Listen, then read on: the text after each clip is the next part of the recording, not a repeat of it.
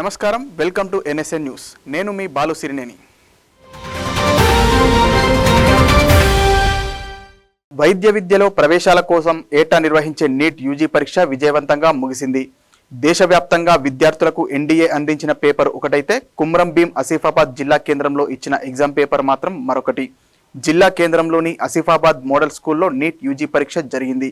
ఈ సందర్భంగా విద్యార్థులకు ఇచ్చిన పేపర్ తారుమారైంది. అభ్యర్థులకు ఒక సెట్కు బదులు మరో సెట్ నుంచి ప్రశ్నపత్రాలు ఇచ్చారు. పరీక్ష రాసిన తర్వాత విద్యార్థులు గుర్తించడంతో అసలు విషయం వెలుగులోకి వచ్చింది. అయితే ప్రశ్నపత్రం మారటంపై విద్యార్థులు ఆందోళన వ్యక్తం చేస్తున్నారు. ఈ విషయంపై ఆసిఫాబాద్ కలెక్టర్ను విద్యార్థులు కలవనున్నారు. కాగా సమాచార లోపంతో ప్రశ్నపత్రం మారిందని పరీక్ష నిర్వహించిన సిటీ కోఆర్డినేటర్ తెలిపారు. ఎస్బీఐ నుంచి రావాల్సిన పేపర్కు బదులు కెనరా బ్యాంక్ నుంచి తీసుకొచ్చిన పేపర్ను విద్యార్థులకు పంపిణీ చేశామన్నారు. అయితే విద్యార్థులు మాత్రం తమకు న్యాయం చేయాలని కోరుతున్నారు.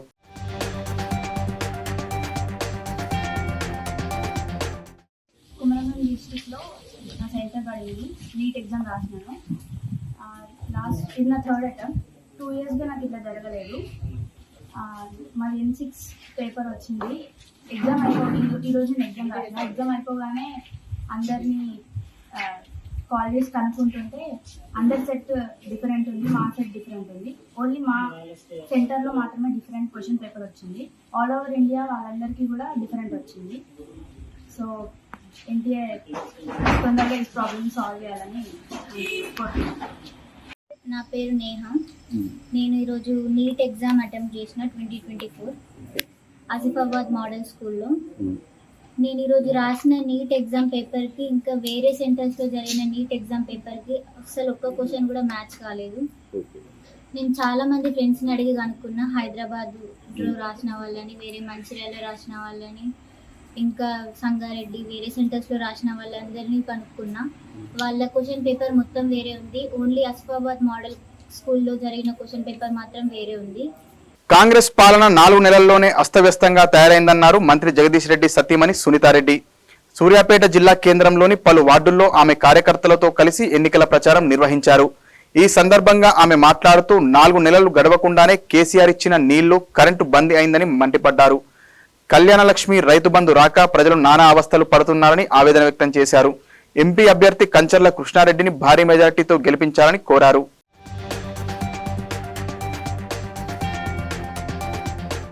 పార్లమెంట్ ఎన్నికల్లో ప్రచారంలో భాగంగా ఈరోజు 26వ వార్డు మరియు 39వ వార్డులో ప్రతి ఇంటింటికి గడప గడపకి తిరుగుతూ ప్రచారం చేయడం జరిగింది. ప్రజలందరూ బాగా స్పందిస్తున్నారు. ముఖ్యంగా నీటి ఎద్దడి చాలా ఉంది. మాకు చాలా ఇబ్బంది అవుతుంది. ఎందుకంటే పోయినసారి బీఆర్ఎస్ గవర్నమెంట్ ఉన్నప్పుడు మాకు నీళ్ళ ప్రాబ్లం ఉండకపోతే ఎండాకాలమైనా ఏ కాలమైనా మాకు నీళ్ళు వచ్చేవి. కానీ ఇప్పుడు ఈ ప్రభుత్వం వచ్చినాక అసలు నీళ్ళ సమస్య చాలా ఉంది. చాలా ఇబ్బంది పడుతున్నామని కూడా వాళ్ళందరూ తెలియజేయడం జరుగుతుంది. అదేవిధంగా మాకు కరెంటు సదుపాయం కూడా సరిగ్గా లేకుండా పోతుంది. అలాగే మాకు రావాల్సిన రైతు బంధు రావట్లేదు, రైతు బీమా రావట్లేదు. మా పిల్లల పెళ్ళైతే కళ్యాణ లక్ష్మి తులం బంగారం అన్న అది రావట్లేదు. మన పెన్షన్దారులు 4,000 ఇస్తాము అని ఓట్లు వేయించుకుంటూ 4,000 కాదు కదా, ఇప్పుడు 2,000 కూడా నెల నెల కరెక్ట్గా రావట్లేదని వాళ్ళందరూ కూడా చాలా వాపోతున్నారు. ఇవన్నీ కూడా వాళ్ళు మేము తప్పకుండా మళ్ళొకసారి కూడా మనం బీఆర్ఎస్ గవర్నమెంట్నే గెలిపించుకున్నాం. ఎందుకంటే ఆ కాంగ్రెస్ గవర్నమెంట్ వచ్చినాక మాకు ఏమీ చేయలేదు.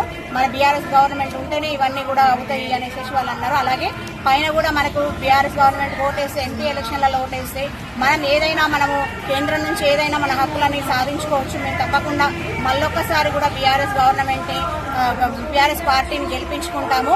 పైన మనకేం కావాలంటే అది చేయించుకునే విధంగా మనం అందరం కూడా సిద్ధంగా ఉండాలి. కాబట్టి మనం అందరం మళ్ళొక్కసారి కూడా మన కారు గుర్తు మీద ఓటు వేసి మన కంచర్ల కృష్ణారెడ్డి గారిని అత్యధిక మెజార్టీతో గెలిపిస్తామని వాళ్ళందరూ కూడా ముక్త కంఠంతో తెలియజేస్తున్నారు.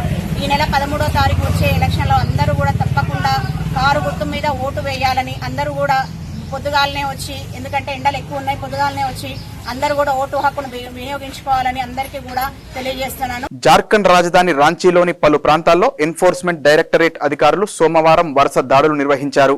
ఈ దాడుల్లో లెక్కల్లో చూపని సుమారు 25 కోట్ల నగదును గుర్తించి స్వాధీనం చేసుకున్నారు. జార్ఖండ్ గ్రామీణాభివృద్ధి శాఖలోని కొన్ని పథకాల అమలులో అవకతవకలు జరగడంతో మనీ లాండరింగ్ కేసు నమోదైంది. ఈ వ్యవహారంలో గతేడాది ఫిబ్రవరిలో ఆ శాఖ చీఫ్ ఇంజనీర్ వీరేంద్రరామును ఈడీ అరెస్ట్ చేసింది. తాజాగా ఈ కేసుకు సంబంధించి ఈడీ అధికారులు ఇవాళ రాంచీలోని సుమారు 10 ప్రాంతాల్లో ఏకకాలంలో వరుస దాడులు నిర్వహించారు.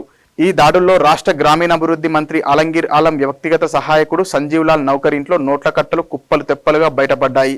పట్టుబడిన నగదు విలువ సుమారు 25 కోట్లకు పైగానే ఉంటుందని అంచనా. ప్రస్తుతం ఇతర ప్రాంతాల్లో ఈడీ అధికారులు సోదాలు కొనసాగిస్తున్నారు.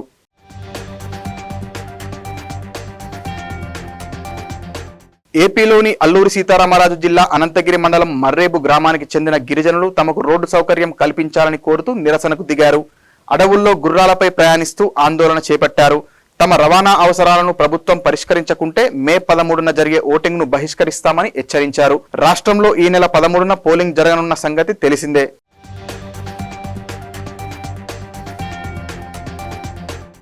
ఈరోజు 18వ లోక్సభ ఎన్నికలు జరుగుతున్నాయి.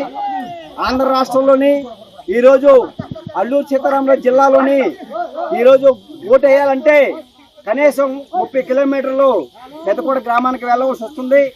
ఈ గ్రామానికి వెళ్ళాలంటే పెద్దకోట గ్రామం నుంచి మడ్రేపు గ్రామం నుంచి దాయిత్ గ్రామానికి 5 కిలోమీటర్ల దూరం, దాయిత్ నుండి బళ్ళగారు వరకు సుమారుగా ఒక 8 కిలోమీటర్ల దూరం, అక్కడి నుంచి పెద్దకోట వెళ్ళాలంటే 8 కిలోమీటర్ల దూరం, మొత్తం కలిపి 30 కిలోమీటర్ల దూరం గుర్రాల మీద ప్రయాణం చేసే పరిస్థితి.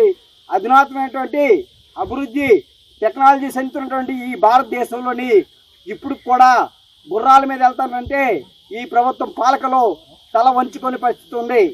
ఈ మడ్రేపు గ్రామంలోని సుమారుగా 140 మంది ఓటర్లు ఉన్నారు. మడ్రేపుతో పాటు ఇక్కడ పక్కన ఉన్నటువంటి మన తులసి గ్రామంలో కూడా మొత్తం కలిపి 2 గ్రామాలు కలిపి 140 మంది ఓట్లు ఉన్నాయి.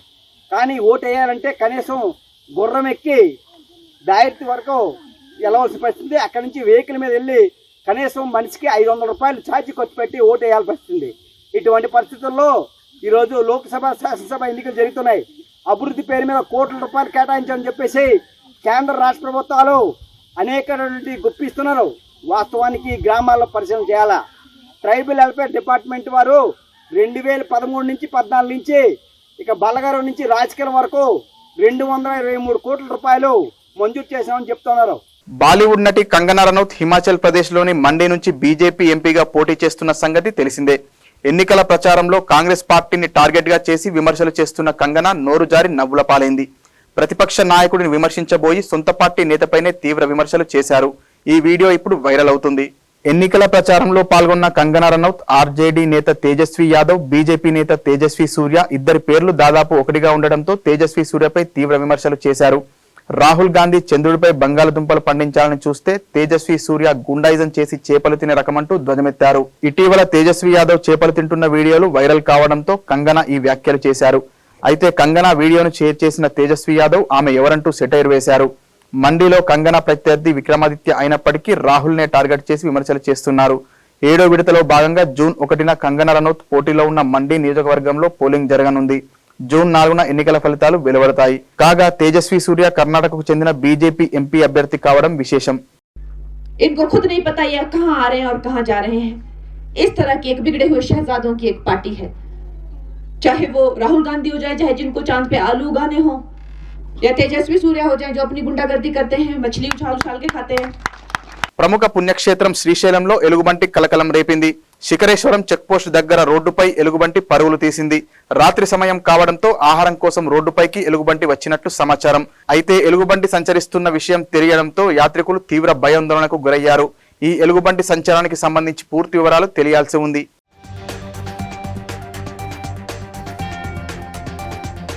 బడుగు బలహీన వర్గాల అభ్యున్నతి కోసం కాంగ్రెస్ పార్టీ కృషి చేస్తుందన్నారు ఆ పార్టీ హుజురాబాద్ నియోజకవర్గ ఇన్ఛార్జి బొడతల ప్రణవ్. కాంగ్రెస్ ఎంపీ అభ్యర్థి వెలిచాల రాజేందర్ రావుకు మద్దతుగా వీనవంక మండలంలోని మామిడాలపల్లిలో ప్రచారం నిర్వహించారు. ఈ సందర్భంగా ప్రణవ్ మాట్లాడుతూ కష్టపడితేనే దేవుడు ఫలితాన్ని అందిస్తాడని, దేవుడి ఫోటో పెట్టుకుని అక్షింతలు వచ్చాయా అంటూ రాజకీయం చేయడం సరైంది కాదన్నారు. కేంద్రంలో కూడా కాంగ్రెస్ అధికారంలోకి వస్తుందని ధీమా వ్యక్తం చేశారు ప్రణవ్.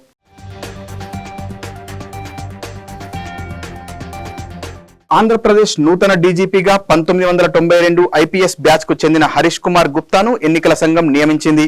తక్షణమే విధుల్లో చేరాలని ఆదేశించింది. ఈ మేరకు ఉత్తర్వులు జారీ చేయాల్సిందిగా సిఎస్ జవహర్ రెడ్డికి సమాచారం అందించింది. ఏపీ డీజీపీ కేవీ రాజేంద్రనాథ్ పై ఈసీ బదిలీ వేటు వేసిన సంగతి తెలిసిందే. ఈ నేపథ్యంలో నూతన డీజీపీ పోస్టులో నియమించేందుకు 3 పేర్లతో కూడిన ప్యానెల్ ను రాష్ట్ర ప్రభుత్వం ఈసీకి పంపింది. సీనియారిటీ జాబితాలో ఉన్న ఐపీఎస్ అధికారులు ద్వారకా తిరుమలారావు, మాదిరెడ్డి ప్రతాప్, హరీష్ కుమార్ గుప్తా పేర్లను సిఫార్సు చేయగా హరీష్ కుమార్ గుప్తాను ఈసీ ఎంపిక చేసింది.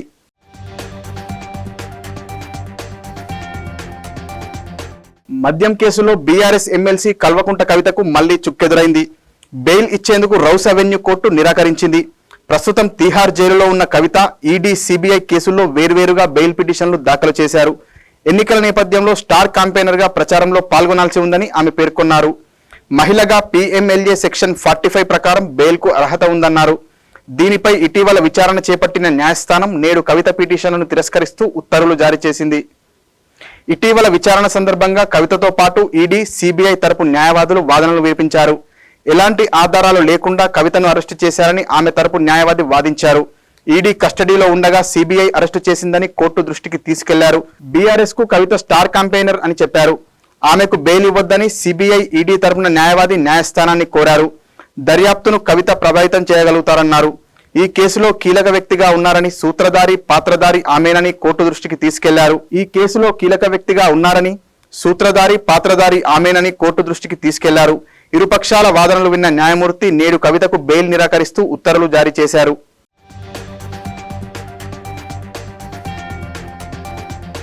మరిన్ని వార్తలతో మళ్ళీ కలుద్దాం. నమస్కారం.